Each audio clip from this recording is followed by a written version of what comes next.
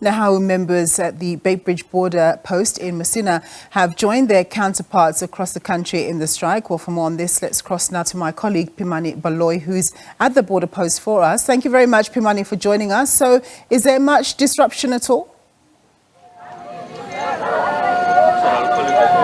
Good morning, good afternoon, Nompumelelo, and good afternoon to our viewers. Indeed, we are at the Beitbridge border post where we've seen SARS employees embarking on this strike. What we gather from these employees is that they've been on picket lines since Monday, and this means that they've abandoned their posts. But we were able to walk in, my colleagues and I, Nompu, were able to walk into the port of entry, and when we got to the immigration office, this is mostly where most people are processed to be able to enter the country and to leave the country. And we found people getting assisted, but we're not sure who exactly is manning those positions and how, if there are delays in the assistance that we got. But I'm going to be bringing in the unions who are responsible for this picket, which starts at 11 every day at this border post and ends at 1 o'clock in the afternoon. I'm going to bring in Ms. Jawuke from Nehawu, who is responsible for gathering Nehawu members here. Manchawuke, you've been protesting since Monday, and you are demanding a wage increase. Is there an impact at all? I walked into the immigration office and I saw people working and people getting assistance. Are you having an impact at all? Yeah, there is a very huge impact. The people that are working here are managers. There are people who are out of the bargaining units. They don't know the process.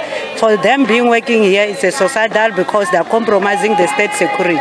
Meaning that we are going to have a lot of drugs during the period of strikes, cigarettes coming in, textile coming in. We are going to have also VAT being a claim that they should not due. So South Africa is going to lose a lot of money instead of giving employees CPI plus 7% who know the work itself. So our demands are very clear. Edward must go.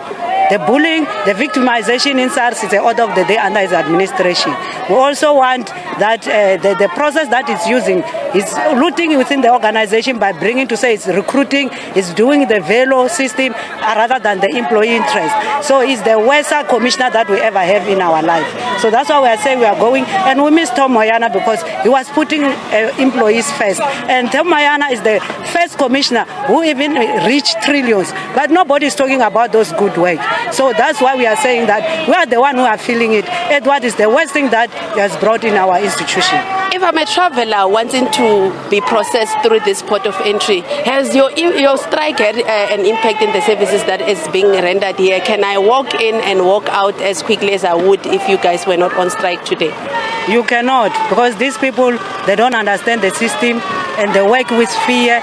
That's why you find them, they will have to go and ask. So the system is slow. Even the trucks that are going for Zimbabwe, they have released only 119 trucks. When our members are working, they used to release 450 a day. In the import, they release 116 instead of 450 or 460 a day, or 600 that our members do. Even that's why you are not seeing congestion here at the queue or NN1, is that the transporter hold their trucks because they are afraid that their trucks can be banned. Thank you so much. That's an employee of SARS here at the Beitbridge. I'm going to bring in the PSA, which also started this protest.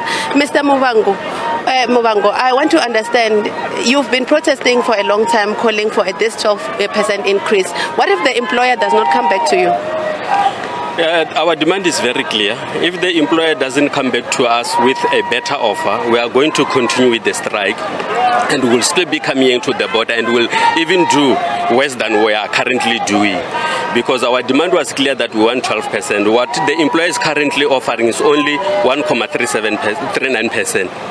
Which is nothing compared to our demand, and as well compared to the inflation rate that is currently in South Africa.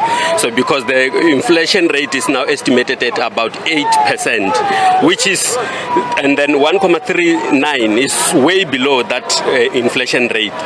So we'll have to intensify our strike so that the demands that we have, that we put forward, the employer is conceding to that. Thank you so much, Mr. Mubango. Those are some of the views that we're getting here on the ground, Nompumelelo, about this protest that SARS employees have embarked on. As we've heard, Nompumelelo, they say about half of the work that should be done in this port of entry is being done since they embarked on this protest. We have reached out to Home Affairs to sort of get access into the port of entry to see if what these workers are telling us is indeed true, and also to get their view on whether there's any impact in terms of the processing of travelers that need to pass through this port of entry, Nompumelelo. Thank you very much, my colleague there, Pimani Baloyi.